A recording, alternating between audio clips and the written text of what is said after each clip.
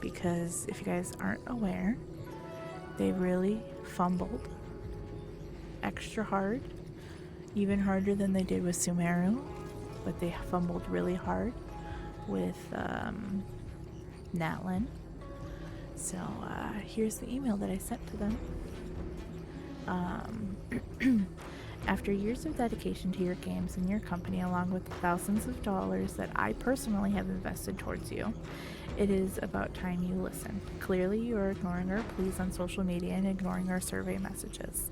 Your entire community has been crying out for years to provide accurate representation of the cultures you are at this point stealing from. You are no longer inspired, you are stealing. If you were inspired, your characters, your lore, your actors, your respect, it would all show. However, you are whitewashing your game to better suit your race's needs. You claim that you are doing this because the fans want this. I beg to differ. Kaya, who is a base game character, was the darkest skinned character on launch, and he's not even that dark. Then, in December 2020, you released Xinyan, who was, again, a light, dark skinned character. 2 years. It took you all 2 years to release more characters who aren't just white or Asian, and you fumbled again. In 2022, you released Sumeru, despite countless protests. You took inspiration from several Middle Eastern influences and whitewashed them. The English voice actors were the best part of the Sumeru release because the English casting director hired actual Middle Eastern voice actors. But Sino and Candace, both of whom spend a large amount of time in the desert, should be significantly darker. But they aren't. And Deha, the only dark-skinned character you've released since Xinyan in 2020, was finally released in 2023. That is 3 years between those releases. She too is the pasty variation of the dark skin you like to promote. We know you can darken skin tones because the only characters you seem to know how to give those tones to are the villains. Oh, sorry. Now,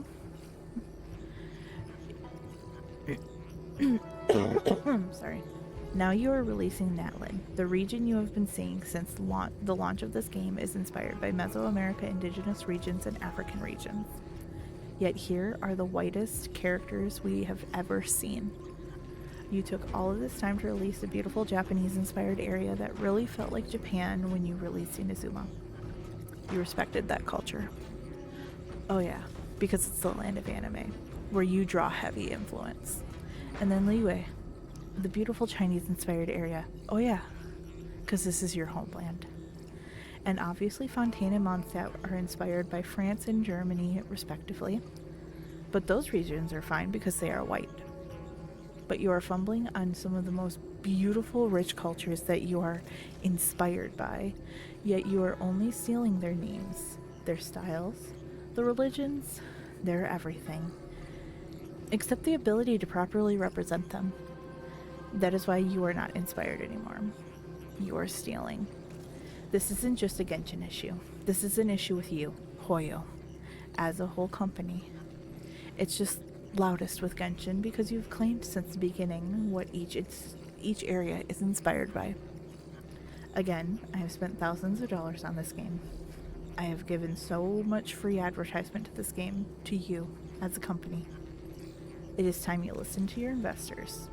Because at this point, we are not players, we are investors. You lose your fans, you lose out on making more money. Do not be your own downfall. Fix this. You can go back to Sumeru and change your character skin tones, then delay the release of 5.0. We will wait. We've done it before, and we are willing to wait. Fix Natlin to accurately portray the region. Change the skin tones, change the story to be appropriate to the region you stole from. Fix this and keep your loyal fans.